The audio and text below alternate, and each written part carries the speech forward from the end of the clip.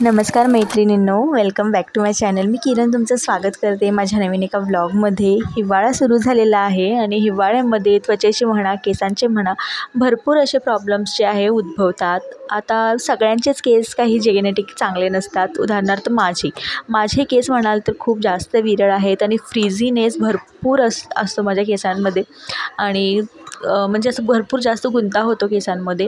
आता आपले केस कसेही असले तरी त्यांची केअर करणं हे आपलं काम आहे। सो आता हिवाळ्यात तर एक्स्ट्रा केअर करावी लागते, कारण कोंडा हेअरफॉल भरपूर उद्भवतो हिवाळ्यामध्ये। तर त्यासाठीच मी तुमच्यासाठी एक हेअर ऑईल जे आहे मी तुमच्याशी शेअर करणार आहे। तर हे हेअर ऑईल मी काही कंटिन्यूअस वापरलेलं नाही आहे। ॲक्च्युली मी आत्ताच रिसेंटली जे आहे पाहिलं होतं ऑनलाईनच, तर ते पाहूनच मी हे बनवलेलं आहे आणि ट्राय करायला काय हरकत आहे। तर म्हटलं चला तुमच्याशी शेअर करूया। आणि ही माझी 3rd की 4th टाईम आहे हे मी बनवते। ॲक्च्युली मी जास्त प्रमाणात नाही बनवून ठेवलं, ॲट अ टाईम मी जेवढं लागेल तेवढंच मी बनवते। तर त्यासाठी मी आधी काय केलेलं आहे, कढईमध्ये खोबरेल तेल गरम केलेलं आहे, त्यामध्ये मेथीदाणा, त्याचबरोबर 4 लवंगा, त्यानंतर कढीपत्ता, लाल कांदा आणि जास्वंदीची पानं घातलेली आहेत। फुलं असतील तर फुलंही तुम्ही घालू शकता।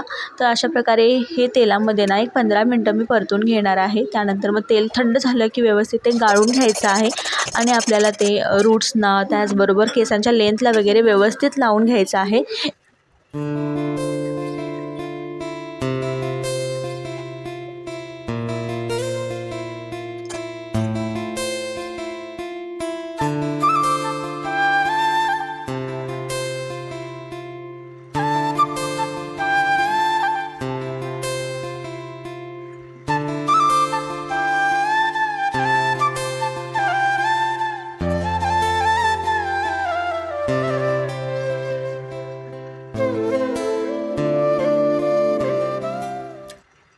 यूजुअली एकदा किंवा दोनदा मी आठवड्यातून हेअर वॉश जो आहे करत असते, पण विंटरमध्ये थोडा जास्त तो करावा लागतो। 3 ते 4 वेळा करावा लागतो, कारण आपला स्काल्प जो आहे खूप जास्त ड्राय होत असतो आणि त्यामुळे जो आहे कोंडा खूप होतो। त्यासाठी 3 ते 4 वेळा हेअर वॉश करावा लागतो आणि प्रत्येक वेळेस केमिकलयुक्त शॅम्पू कंडिशनर आपण नाही वापरू शकत, कारण कितीही झालं तरी त्यामध्ये केमिकल असतं आणि ते आपल्या केसांसाठी हार्मफुल आहेत। आधीच डोक्यावर केस आहेत 4 आणि तीही धड नाही आहेत आणि त्यात इतकं सारं केमिकल वापरलं की मग काय विचारायला नको। मग अशाच मी जे आहेत यूट्यूबर आहेत त्यांना फॉलो करते, ज्या काही अशा टिप्स ट्रिक्स सांगत असतात।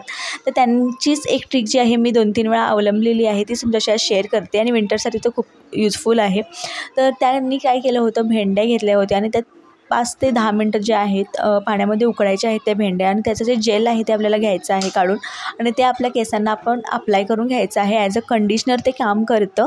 आफ्टर शॅम्पू तुम्ही ते लावू शकता किंवा असं डायरेक्टली जरी तुम्ही लावलं तरी हरकत नाही आहे। ते जेल लावायचं आहे आणि त्यानंतर नॉर्मल अशा पाण्याने ते वॉश करायचं आहे। खूप छान असं इफेक्ट करतात। तर माझ्याकडे भेंड्या नव्हत्या आणि 2 दिवसापूर्वी मी भेंडीची भाजी केली होती, त्यावेळी त्याची पाठीमागचे देठ मी ठेवले होते, तर तेच वापरून मी तुम्हाला आज जे आहे दाखवलं आहे। तर नक्कीच ही ट्रिक जी आहे तुम्ही वापरून पहा, खूप छान असं काम करतं ते। महागडे कंडिशनर किंवा महागड्या केमिकल ट्रीटमेंट्स घेण्याची काही ज़रूरत नाही आहे।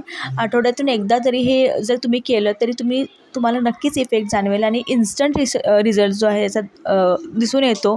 खूप शायनी सिल्की केस होतात, जसं आपण कंडिशनर वापरल्यावर होतो। आता महागडे केमिकलयुक्त कंडिशनर वापरण्यापेक्षा तसाच जर इफेक्ट घरगुती पदार्थापासून मिळत असेल तर करायला काहीच हरकत नाही आहे। थोडं किचकट आपल्याला वाटू शकतं काम, पण जर फायदा होत असेल तर काही हरकत नाही असं मला वाटतं। तर नक्कीच तुम्ही ही ट्रिक जी आहे करून पहा आणि मला कमेंटमध्ये नक्की सांगा।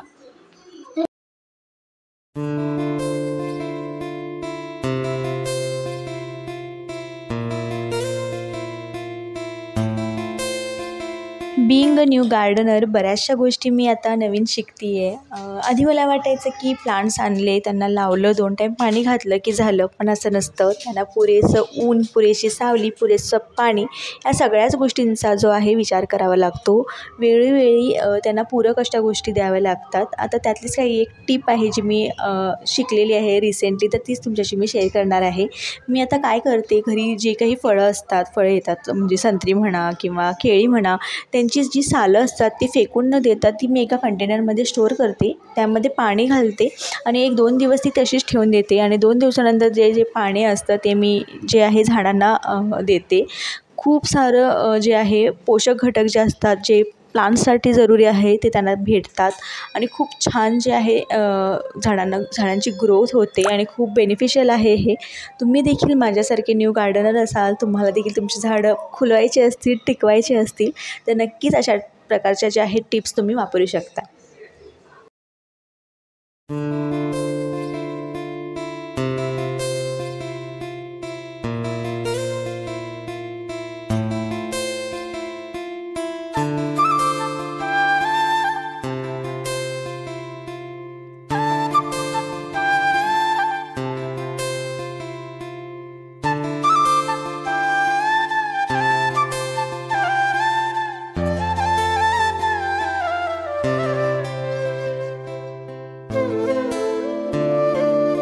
बाजारामध्ये फ्रेश मुळे यायला लागले आहेत आणि आज मी तुमच्याशी शेअर करते मुळ्याची थोडीशी वेगळी भाजी आहे. याआधीही शेअर केलेली आहे पण तरी परत एकदा.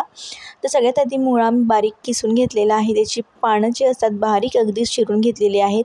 कुकरमध्ये त्याला 2 शिट्ट्या काढून घेतलेल्या आहेत आणि सगळं पाणी त्याचं निथळून पूर्ण असं पिळून टाकलेलं आहे. आणि त्यानंतर कढईमध्ये आपली फोडणी तयार करून घ्यायची आहे. त्यामध्ये मी कांदा, लसूण आणि हिरवी मिरची घातलेली आहे. जिरं वगैरे काहीच घातलेलं नाही आहे. फक्त कांदा, लसूण आणि हिरवी मिरची तेलामध्ये फोडणी परतवायची आहे. त्यानंतर त्यामध्ये हळद, मीठ घालायचं आहे आणि त्यानंतर फोडणीमध्ये आपल्याला हा मुळा घालायचा आहे आणि व्यवस्थित तेलामध्ये परतवून घ्यायचा आहे.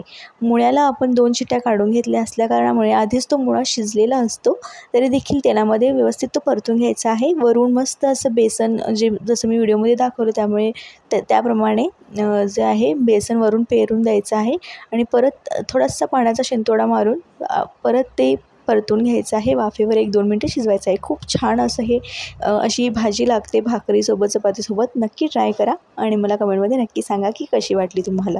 तर चला आजचा हा व्हिडिओ मी इथेच संपवते आणि हो पुढे मी एक क्लिप ॲड केलेली आहे रुहीसोबतचं छोटंसं असं कन्व्हर्सेशन. तर ते नक्की पहा आणि व्हिडिओ कसा वाटला मला नक्की सांगा. परत भेटूया नवीन एका व्हिडिओसोबत, नवीन एका ब्लॉगसोबत. तोपर्यंत काळजी घ्या. Take care.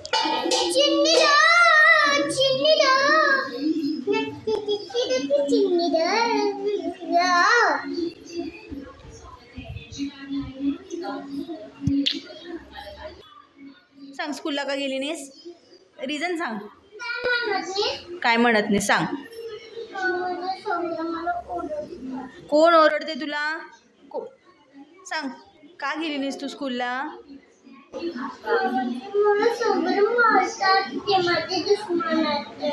कोण दुश्मन आहे तुझं?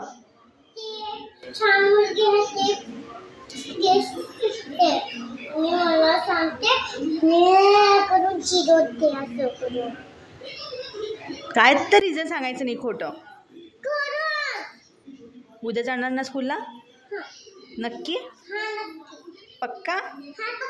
प्रॉमिस? ओके चलो.